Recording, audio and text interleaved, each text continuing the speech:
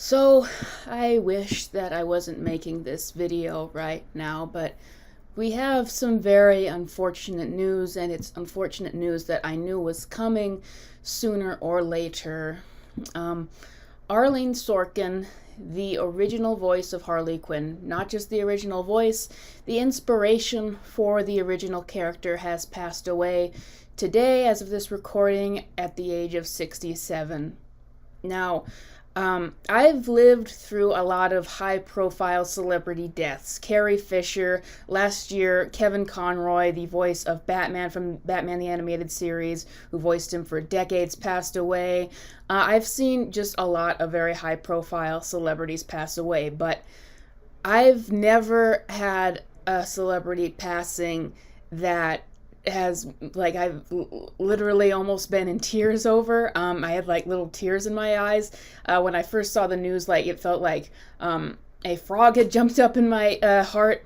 And that might sound strange because I obviously, like all these celebrities I've mentioned, I never met Arlene Sorkin.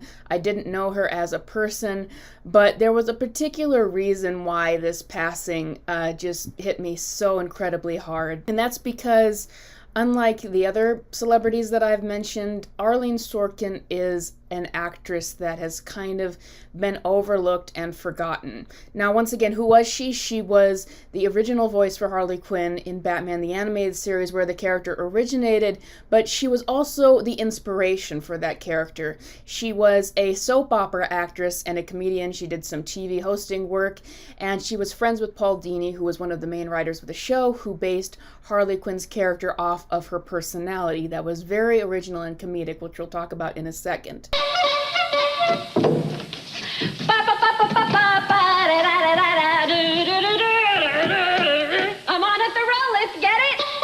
But Arlene Sorkin has been forgotten, unlike people like Kevin Conroy and Mark Hamill doing the Joker, because for three reasons. First of all, Arlene Sorkin she wasn't a celebrity. She was not a prominent actress. She wasn't even a voice actress. Like I said, she was a soap opera actress in the 80s and 90s, I think, and worked a little bit as a TV hostess on America's Funniest People and stuff like that.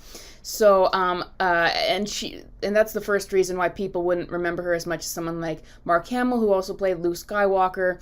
But the second reason why people don't remember Arlene Sorkin so much is that in terms of the character that she played, she retired from her very early. Her last performance as Harley was in 2011. She did the DC Universe Online game, and she did Batman Arkham Asylum. Hey, scram, bats! This is my me time. Where's Gordon? Wouldn't you like to I'm over know? here! Shut up! You could hear in her voice doing that performance that it was starting to slow down, that she was having a hard time keeping up with it. And Arlene Sorkin also was known to not be very nerdy. She wouldn't show up to Comic-Cons and fan events so much. She did do some podcasts, she did do some signings, but she very much has been retired for some years now. But the last reason why people seem to have just forgotten Arlene Sorkin is that the Harley Quinn character has become so confused and misused, and I don't even think that she's very popular anymore as of this recording, because of how DC has treated her. And there's a lot of confusion around the history of the character. I was even seeing, unfortunately, with the release of this information, that there was just confusion on the information for it. For example, a lot of people seem to be under the impression that Tara Strong is the original voice actress who voiced Harley and inspired her. No, she took over when Arlene Sorkin retired, starting with Arkham City, that came out in 2013. So she took over for Arlene Sorkin and based her performance initially off of Arlene Sorkin's voice, but she was not the original voice actress for the character. Now, like I said, the reason that this hits so hard is that Arlene Sorkin, unlike other icons, is going to be kind of forgotten. I don't see her getting a giant press release from Warner Brothers announcing her passing away. A lot of people aren't going to even know who it is, and a lot of people are just going to be confused. Unfortunately, I've talked about this a lot with Harley's character, but that original voice that Arlene Sorkin gave, which made the character popular in the first place, has largely been forgotten. Now, it hasn't been completely forgotten. I want to make that clear.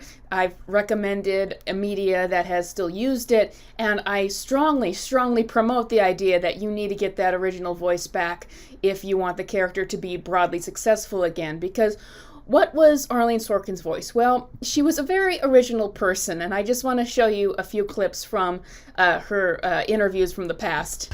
Where are the Sorkins? They don't live here anymore. They don't? My parents moved and they didn't tell me. Oh, they were your inspiration then? Actually, my father, he came out to Hollywood during the 40s and went to a Hollywood canteen and decided that, that show business was the only business to go into. Really? And then he became a dentist. You can see she had a very unique way of speaking and a very unique, very in-the-moment type of humor. She could really upset people with it. She could really shock people, but it was mainly in her delivery that made it so funny. And I think that there's just a combination of unexpectedness and hyperactiveness, and then a little bit of vulnerability and sort of put uponness with her voice performance and with her personality in general. And I think that that is really what gave Harley life in the first place, because on the one hand, you've got Paul Dini, who wrote a very good story with the character. Initially, he wrote her as someone who's just obsessed with the worst person in the world, someone who could annoy people, but, had her so many shortcomings, you kind of felt bad for her. But honestly, none of that would have worked without Arlene Sorkin's voice performance and giving that personality to the character and making it so unique. Because some people have tried to compare Harley to Bugs Bunny. No, she has nothing to do with Bugs Bunny. She has nothing to do with Deadpool, as much as they've tried to push that on her. She was a completely unique character. And you could see that, just the electricity from that performance in that very first episode of Joker's Favor, where she was barely in it, barely defined, but that performance made her the character popular, made people write in so much fan mail of wanting this character back. Hey, Sugar, you want to read me my rights? You have the right to remain silent. Ow! Ow! Jerk. Let's hear it for him, folks. Yay! Woo, woo, woo, woo, woo, yay! Gee, tough audience. After decades of trying and failing to give Joker a sidekick and just giving up, Arlene Sorkin was the only person who just happened to have chemistry with Mark Hamill and just happened to make that relationship work. That is the reason why that relationship worked. Mr. J? Harley? You still angry with me? Honey, baby, pumpkin pie. You know I can't hold a grudge. Where are you? Not in a million years, would you?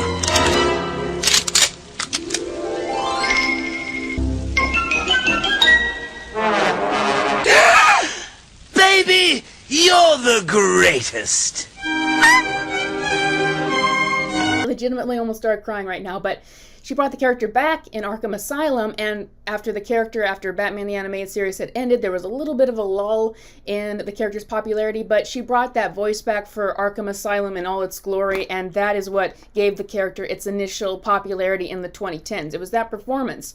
Margot Robbie based her performance in Suicide Squad in large part off of Arlene Sorkin. There were some aesthetic differences I know people can't get over, but spiritually, personality-wise, that personality was based off of Arlene Sorkin's. It just did not have the depth that the animated series gave her, the class, and that wasn't Margot Robbie's fault in that case. That was David Ayer and Suicide Squad, but that voice is based off of Arlene Sorkin.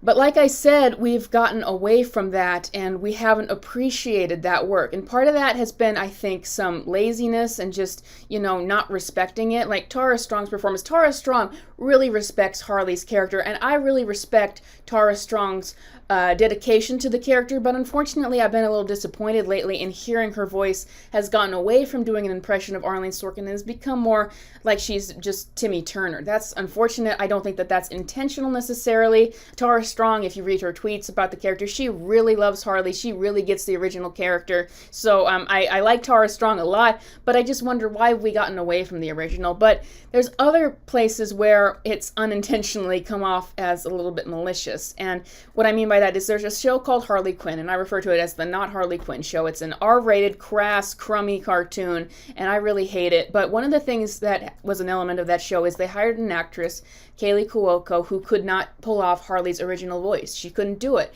So she went forward and just did her own voice because she couldn't pull off this performance. But in an episode that came out last year, they make this version of Harley go back and meet the original version, and it's a parody of the original version of Harley Quinn by Arlene Sorkin. And what they do is they mock that original voice. They mock how annoying it was. They mock how exaggerated it was. And first of all, Arlene Sorkin's original voice was not as nearly as annoying or grating as people make it out to be. It was actually much more subdued than people make it out to be.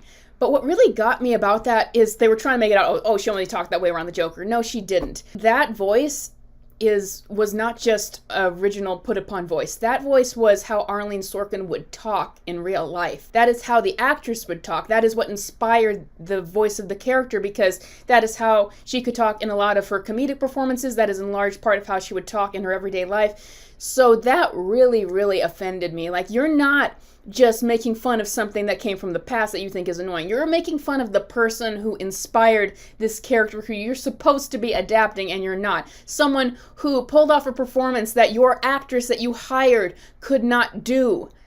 And that just is so offensive to me, and they'll get away with it because she was not as well known, but that is just so angering to me that you would make fun of somebody who did a better performance than you ever could. But like I said, that is why it's hitting me so hard, but I want to get away from that for a minute because there are, thankfully, a lot of people who do remember Arlene Sorkin's performance and who do remember what she gave to the character and who very much so miss what she gave to the character. I would argue there's more fans of the classic version than are left over from the new version because none of her new stuff is selling right now, let me tell you.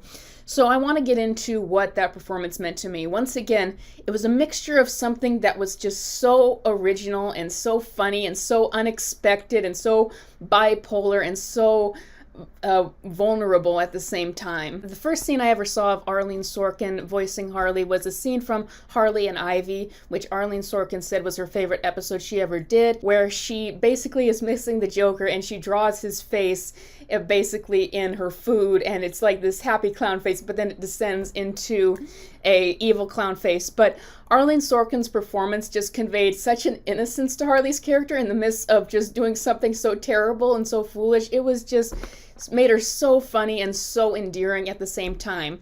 Other parts that I really like from her performance or from Harley's Holiday, which she came up for a lot of the jokes, where you really feel for this character where she's kind of trying her best, but things just don't go right for her. But Arlene Sorkin was not one to play Harley as the complete innocent character, though. She also offered a lot of insight that was just so accurate behind the scenes. She said that Harley wants to do the right thing, but it's much more her to do the wrong thing. Harley would much rather blow up buildings and steal things and chase after evil clown guys. Like that's her character, and Arlene Sorkin understood that. But she just created just so many moments. I love it when, like, she's going, "Look, pianos! Look, pianos!" I like when if you watch the Gotham Girls TV series, that was actually a web series that Arlene Sorkin did. There's so many good moments, good funny moments of her being just this put upon character who's trying all these different things, doesn't really work out. She's just so funny. No one sleeps until I've stolen everything worth stealing in this town. Who died and made you Miss Criminal Mastermind? But she also really played up the different layers to this character. Like, in Mad Love, I really appreciate this. She chose, I'm going to give Harley a different voice. I'm going to give her a deeper voice when she is in her Dr. Quinzel form and when she is trying to manipulate people. And that shows a different layer to the character, that she is a very different person behind the makeup and behind the antics and behind the high-pitched voice. And that just gave so many different layers to her, too. And it inspired different stories from people about the part of the character that Harley hides and who she really is. But what really gets me about this is that Arlene Sorkin's performance with Harley Quinn, that was the first time in a long time when I first came across the character that I had been introduced to a character that was really vulnerable and that really gave me a lot to relate to. Nope, this will not be the crying JesterBell show. I will not allow it. That's the reason that this channel is called JesterBell, though, because I loved Arlene Sorkin's Harley Quinn so much. I'll just say that I have never gotten that much out of any character ever. It's like tailor-made for me, the combination of tragedy and comedy at the same time. And I have just so much stuff. I gotta show you guys. I just have so much stuff dedicated to that version of the character. Then let's see here. Like, this does not even begin to cover it. This is my favorite figure right here. I got the plushie right here. I got this dress version, this like ball gown version of the character. Just so much stuff. This doesn't even begin to cover it. So much in my room dedicated to that version of the character. And I just, you know, as I'm just sort of bemoaning that people might have forgotten about it, anybody watching this who knew Arlene Sorkin, I just want to say her work was really appreciated, and I hope as my platform is growing and as my art stuff is growing that I can continue to remember the original version of the character and the good versions that are out there, and hopefully bring it to new life and bring respect to that original actress's work. But anyway, this was more of an emotional video. Thank you all for watching. Rest in peace, Arlene Sorkin. I will have many more videos out for you guys in the future. Thank you so much for bringing me to 5,000 subscribers, and I will see you guys next time. Just stay with me all day, risking your butt for someone who's never given you anything but trouble. I know what it's like to try and rebuild a life. I had a bad day too, once. Nice guys like you shouldn't have bad days.